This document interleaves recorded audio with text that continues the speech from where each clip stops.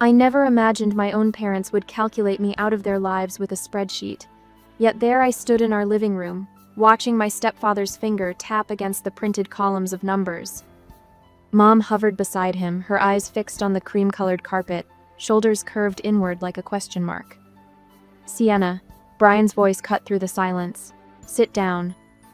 My stomach knotted as I lowered myself onto the edge of the sofa. The springs creaked beneath me, unnaturally loud in the quiet room. Through the window, I could see the neighbor's sprinklers spinning, water droplets catching the afternoon sun. "We need to discuss some financial realities." Brian shuffled the papers with his thick fingers, the wedding band gleaming under the ceiling light. "Your mother and I have done the math." Math, as if I were an equation that needed solving. Mom's hand trembled slightly as she tucked a strand of hair behind her ear. Still, she wouldn't look at me. "What's going on?" I asked, my voice smaller than I intended. Brian cleared his throat, eyes scanning the numbers as if searching for courage in the columns. "We just can't afford 3 kids. The twins need more." The words hung in the air, simple and devastating. "What?" The question slipped out barely above a whisper. "Private preschool for 2 children isn't cheap." Brian continued, his tone flat, like he was discussing a cable bill. "Then there's the swimming lessons, the developmental therapy for Caleb's speech delay." I looked to Mom, waiting for her to jump in, to say this was all some terrible misunderstanding. Instead, she nodded, a short, sharp movement. "It's for the best," she said, finally meeting my eyes. No tears, no hesitation, just practical acceptance. The blood drained from my face so quickly I felt lightheaded. "You're getting rid of me?" Brian's jaw tightened. "Don't be dramatic. We've arranged for you to stay with your grandparents." "Arranged?" The word tasted bitter. "For how long?" A look passed between them, quick but unmistakable. This wasn't temporary. "They have that apartment above their garage," Mom said, her voice oddly light. "You always liked it there." I stared at her, this woman who had held me through childhood fevers, who had braided my hair for elementary school pictures, who now sat discussing my removal from the family as if rearranging furniture. "When?" The question scraped my throat. "This weekend would be best," Brian answered, folding the papers with decisive creases. "We've already discussed it with Ray and Dorothy." My grandparents knew before I did. The humiliation burned hot against my skin. I stood up, legs unsteady beneath me. "And if I say no?" Mom's face hardened in a way I'd never seen before. "You're 17, Sienna. This isn't a negotiation." 17. Old enough to discard, too young to refuse. I walked to my room in a fog, passing the twins' bedroom where 4-year-old Caleb and Lena played with building blocks on their matching blue rugs. Lena looked up, her face so much like Mom's, breaking into a smile. "Sienna, look, I made a castle." I forced my lips to curve upward. "That's beautiful." They didn't understand. How could they? They were just little kids who happened to cost more than I did. In my room, I pulled my duffel bags from under the bed and began filling them mechanically. Clothes, books, the photo album that ended when the twins were born. The calculus trophy no one had attended the ceremony to see me receive. Mom appeared in the doorway, arms crossed over her chest. "Don't forget your winter coat. It gets drafty in that apartment." As if the temperature was my biggest concern. "Does Dad know?" I asked, referring to my biological father who lived in Kentucky with his new family. "I left a message." She shrugged. "You know how he is." I did know. Unreliable, absent, but at least he'd never sat me down with a spreadsheet to explain why I wasn't worth keeping. The twins wandered in, eyes wide at the sight of my bags. "Are you going on a trip?" Caleb asked, his speech slightly slurred from the delay Brian had mentioned. "Something like that," I answered, unable to look at their innocent faces. Mom ushered them out. "Go play in your room. Sienna's busy." No explanation, no goodbye ritual, just busy. I zipped the duffels closed and slung them over my shoulders. The weight pulled against my muscles as I walked past my parents in the living room. No one offered to drive me. 2 miles wasn't far, Brian had mentioned earlier. Good exercise. At the door, I paused, waiting for something. Tears, regret, a change of heart. Your grandpa will be expecting you, Mom said simply. I stepped outside into the spring afternoon, the door clicking shut behind me. With each step down the driveway, the bags grew heavier, not from their contents, but from the knowledge they carried. I had been subtracted from the equation, calculated out of existence. And my own mother had checked the math. 3 days later, the school form fluttered from my backpack like a bird with broken wings, landing on Grandma Dorothy's polished hardwood floor.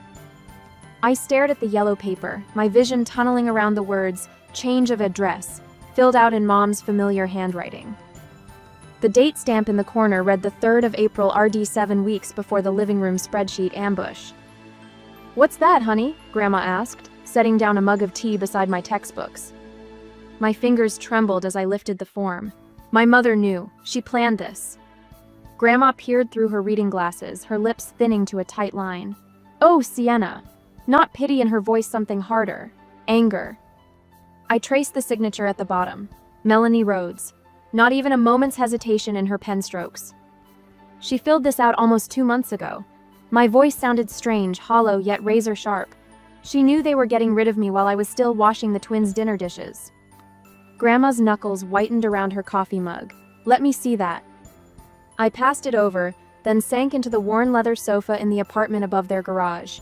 3 days since my exile, and the space still felt temporary, like a motel room rather than home. From the kitchen, I heard Grandma's voice rise, sharp and clear. She thought I couldn't hear. "How could you do this to your own daughter, Melanie? What kind of mother calculates her child's worth like a grocery bill?" Silence as Mom responded. Then Grandma's voice again, steel beneath the southern drawl. No, you listen to me. That girl has done nothing but try to please you both, and you treat her like she's disposable?" Another pause. The refrigerator hummed. Rain tapped against the windows. "Don't you dare bring God into this. The Lord doesn't teach parents to abandon their children when a better option comes along." The conversation ended with the bang of the receiver against the cradle. I pretended to study my calculus homework when Grandma returned, her cheeks flushed with anger. "Your mother sends her love," she said flatly. The laugh that escaped me sounded nothing like humor. "I bet she does." The doorbell chimed downstairs. Minutes later, Aunt Danielle appeared at the top of the stairs, arms laden with grocery bags. Mom's younger sister looked nothing like her dark hair, where Mom's was blonde, warm brown eyes instead of cool blue. "I brought provisions," she announced, dropping the bags on the counter. "Grandma says you like those chocolate peanut butter things." "You didn't have to." "I wanted to." Danielle unpacked groceries with quick, efficient movements. "Besides, someone should be thinking about what you need." The unspoken comparison hung in the air between us.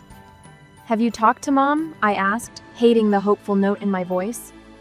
Danielle's hands stilled on a carton of orange juice. "Yes, it didn't go well." "What did she say?" She sighed, leaning against the counter. "Nothing that makes any sense. Something about financial priorities and what's best for everyone."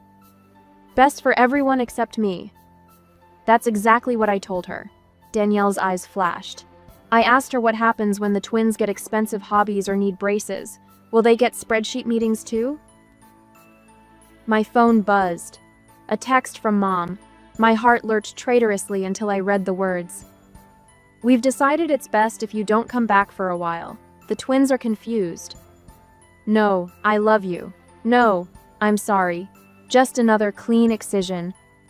"I need my chemistry textbook," I said, my voice tight. "And my winter coat. It's still in my closet." Danielle nodded. "I'll drive you over tomorrow after school." But tomorrow came with another text, this one from Brian. "Melanie's not comfortable with you coming by. I'll put your remaining items in a box on the porch."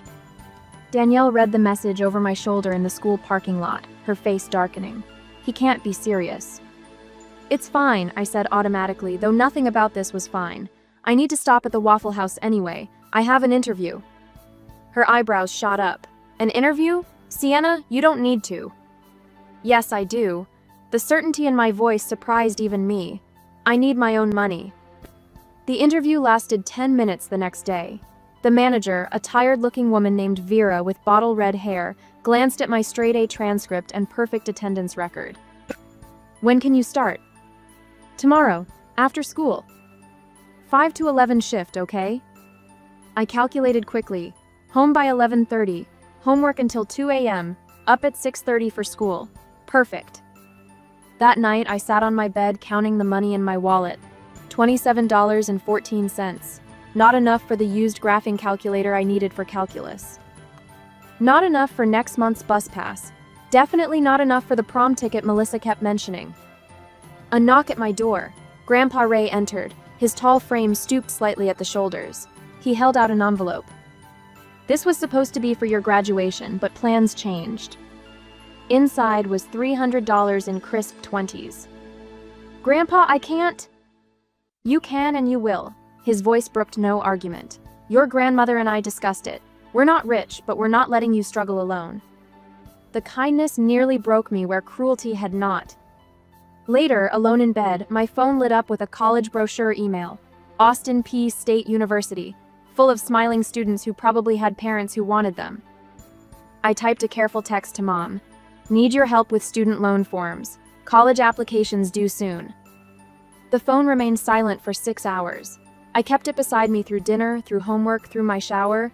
At 11:23 p.m., it finally buzzed. "Sorry, we're focused on the twins' future." The phone slipped from my fingers, clattering to the floor as I slid down the wall. For the first time since the spreadsheet meeting, hot tears spilled down my cheeks, silent at first, then building to ugly, ragged sobs that tore through my chest. I'd been replaced, erased, written out of the family ledger with the stroke of a pen, and now they wouldn't even help me build a future of my own. At that moment, curled on the floor of my grandparents' garage apartment, I made a promise to myself. I would never again depend on people who saw me as a line item that could be cut from their budget. I would become someone no one could afford to lose. Next day, Aunt Danielle's pen hovered over the student loan paperwork. Her reading glasses slid down her nose as she studied the fine print. "You shouldn't have to do this alone," she said, signing her name with a flourish before I could object. The co-signature felt like oxygen after drowning for weeks. 24 hours had passed between my text to Mom and her gut-punch reply, "Sorry, we're focused on the twins' future." I'd crumpled to the kitchen floor that night, finally allowing the tears I'd held back since walking out of my childhood home with duffel bags over my shoulders. Now, 4 months later, I stood in the smallest dorm room at Austin Peay State University, hanging up my 3 work uniforms. Campus job from 8 to noon, medical office cleaning from 5 to 9. Weekend DoorDash deliveries squeezed between study sessions. The military-style schedule left exactly 4 hours for sleep. "You're gonna wear yourself into nothing," my roommate Sarah commented, watching me organize my desk with textbooks borrowed from the library. "Better than owing something to people who threw me away." My alarm blared at 5 a.m. By 5:15, I trudged across campus with yesterday's coffee reheated in a thermos. The supply chain management professor, Dr. Torres, noticed me the first week. "Miss Rhodes, you look exhausted." He leaned against his desk after class. "You understand the material better than students who sleep 8 hours." "Sleep's a luxury, Professor." "So is talent." He slid a paper across his desk. "Internship opportunity. Normally for seniors, but I'm recommending you." The paper trembled in my hands. Why me? Because anyone who works 3 jobs while maintaining a 3.9 GPA understands what management actually means. A week later, I got the internship. Beat out students whose parents paid their rent, bought their textbooks, called professors to complain about grades. Students who'd never learned the brutal mathematics of survival. That's how 2 years passed.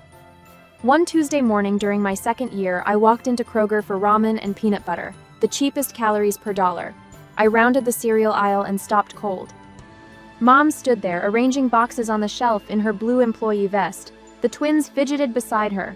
Neither recognized me. My heart hammered against my ribs. 2 years of distance shrank to nothing in an instant. She looked up, her face frozen in shock. "Sienna." The twins glanced between us, confused. Caleb had grown tall, his speech impediment apparently corrected. Lena's hair hung in the same style Mom had always done mine. "Who's that?" Lena asked, tugging at Mom's sleeve. Mom's fingers tightened around a box of Cheerios. This is someone I used to know. The dismissal burned like acid. 2 years of working until my hands bled, of falling asleep over textbooks, of stretching $20 across a week of meals, reduced to someone I used to know. A calm settled over me, surprising in its clarity. No, I said, my voice steady. I'm your daughter, the one you decided wasn't worth keeping. Other customers turned. A woman with a shopping cart paused, eyebrows raised. Mom's face flushed crimson. Sienna, please, she whispered. Not here. Where then? My dorm room where I sleep 4 hours a night? The medical office I clean toilets in? The restaurant where I bus tables until midnight? The twins stared, wide-eyed. Recognition dawned on Caleb's face. Stories they must have heard, lies they'd been told. You left us, he said, uncertain. Is that what they told you? I looked directly at Mom. Did you show them the spreadsheet where you calculated me out of the family budget? Mom grabbed the twins' hands. We need to go. I stepped aside, suddenly aware of the store manager approaching. Don't worry, I'm leaving. That night I sat on my dorm bed, shaking. Not from sadness, but from a strange, electric power. I'd spoken the truth aloud for the first time, named the betrayal for what it was. At graduation 2 years later, Grandpa Ray and Aunt Danielle cheered so loudly when they called my name that I blushed walking across the stage. My supply chain management degree, earned with honors, felt heavier than its paperweight. Mom and Brian sent nothing, not a card, not a text. Their absence is now a familiar shape in my life. I attacked my career with the same methodical intensity I'd applied to my education. Each promotion a strategic step, each performance review a chance to secure my independence. By 31, the call came from headquarters. Regional Operations Director, my boss announced. Starting salary $122. More than Brian had ever made. That weekend at Grandpa Ray's barbecue, Aunt Danielle couldn't contain herself. Sienna just got promoted again, she announced, passing potato salad to Cousin Jeff. Regional Director now. A distant cousin raised her eyebrows. I didn't know Melanie's daughter was doing so well. 2 days later, my phone lit up with a text from a number I'd deleted but never forgotten. It's been a long time. We should catch up.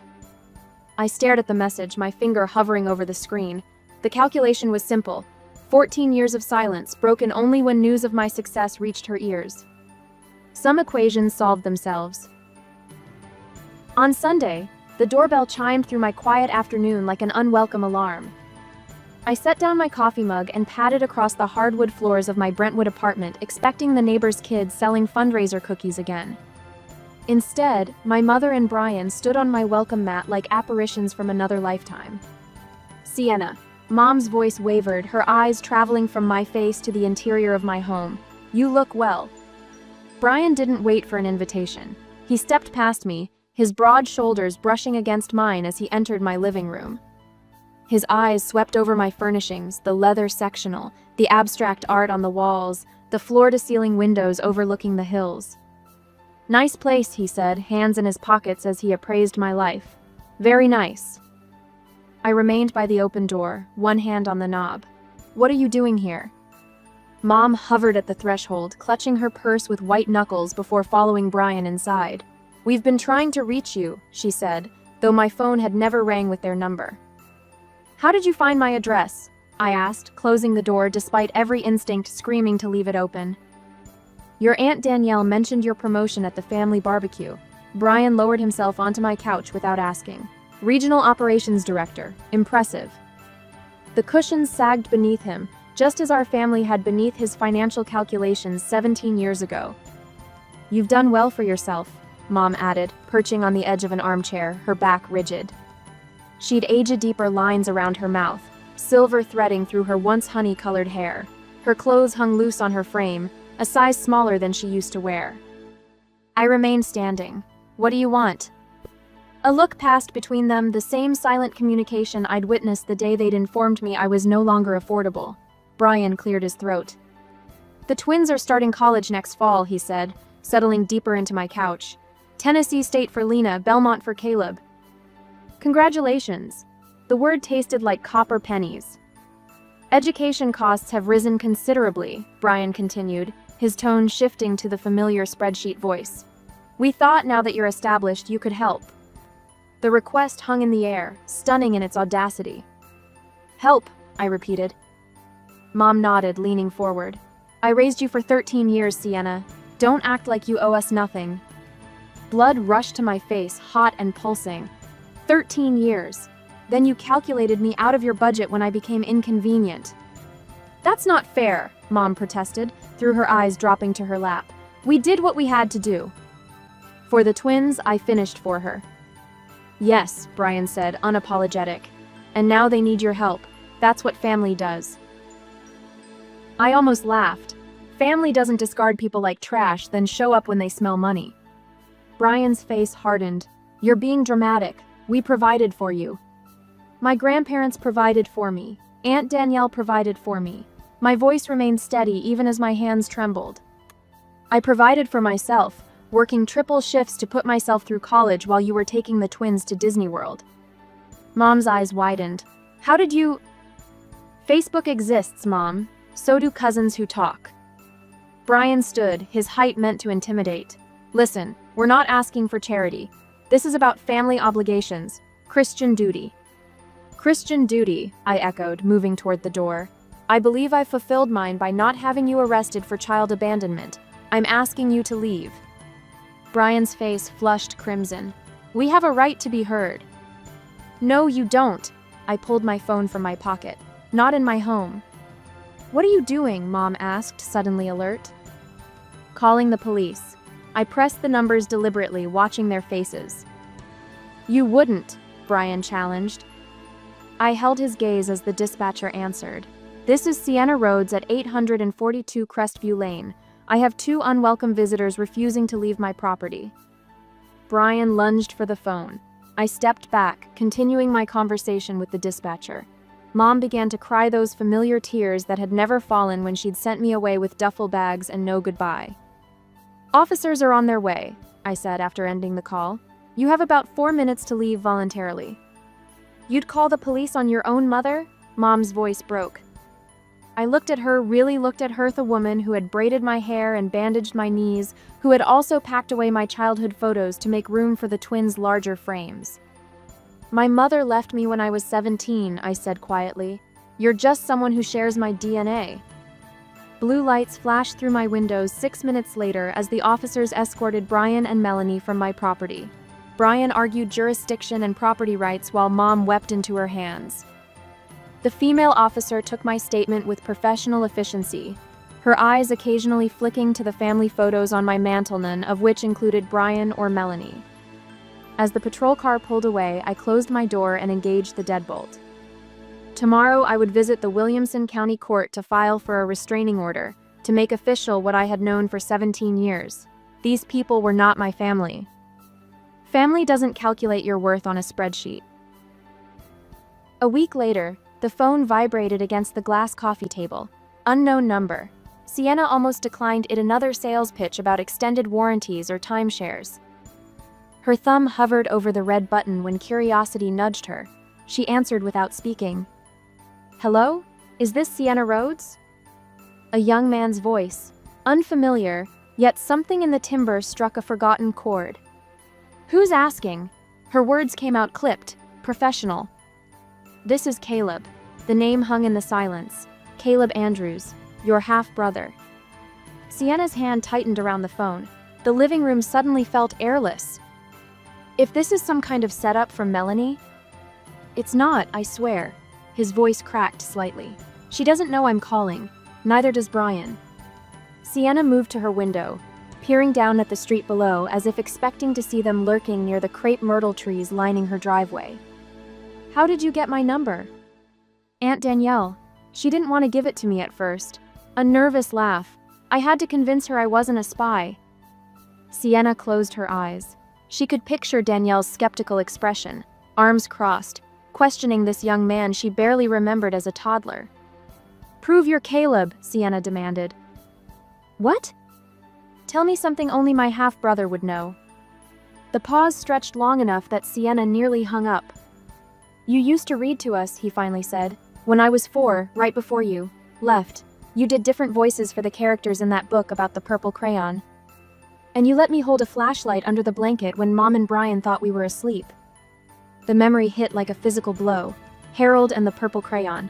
The twins snuggled on either side of her, small and warm, unaware of the adult calculations happening in the other room. Why are you calling me after all this time? Her voice steadied. 14 years of silence deserved an explanation. I found some old papers in the attic. Financial stuff. Caleb's voice hardened. They calculated you out, Sienna, like you were just another bill they could cancel. Something cold slid down her spine. Hearing it stated so plainly by someone else made it real in a way her own memories couldn't. I know what they did, she said. They told us you left because you didn't want a family. The bitterness in his voice surprised her. That you chose college over us. I never quite believed it, but I was just a kid.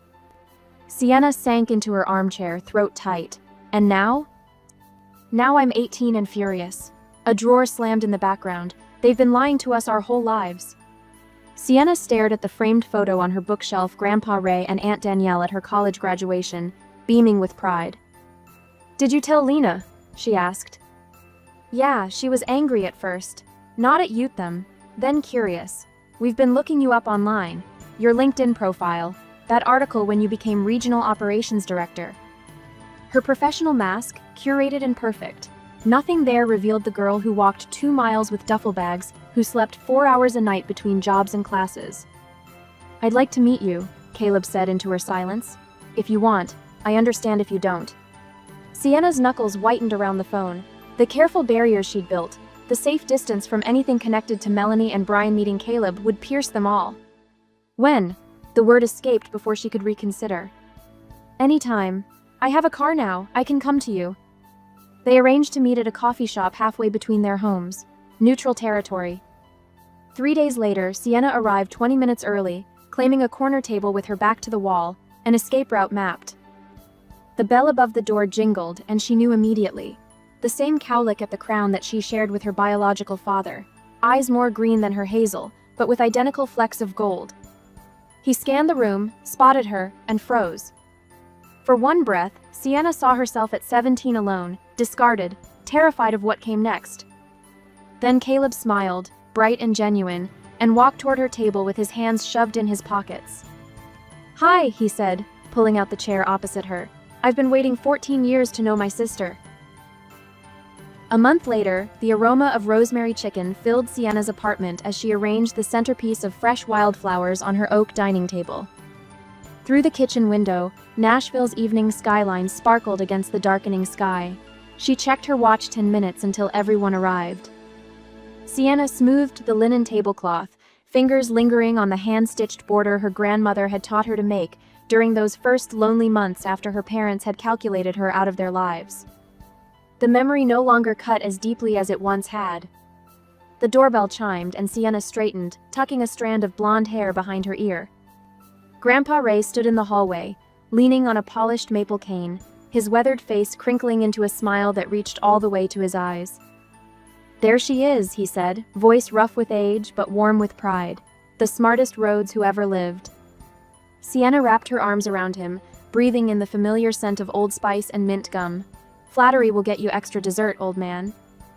Then I'll keep it coming, he chuckled, stepping inside with careful movements.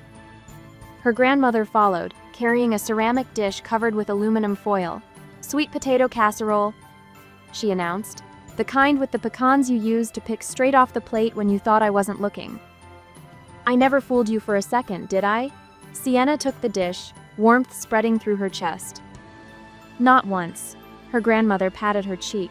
You were always terrible at being sneaky.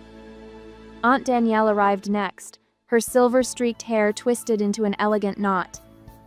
She handed Sienna a bottle of wine and squeezed her hand. The apartment looks beautiful. Who knew the regional operations director had such a flair for interior design? I had a good teacher, Sienna replied, nodding toward her grandmother. The doorbell rang again.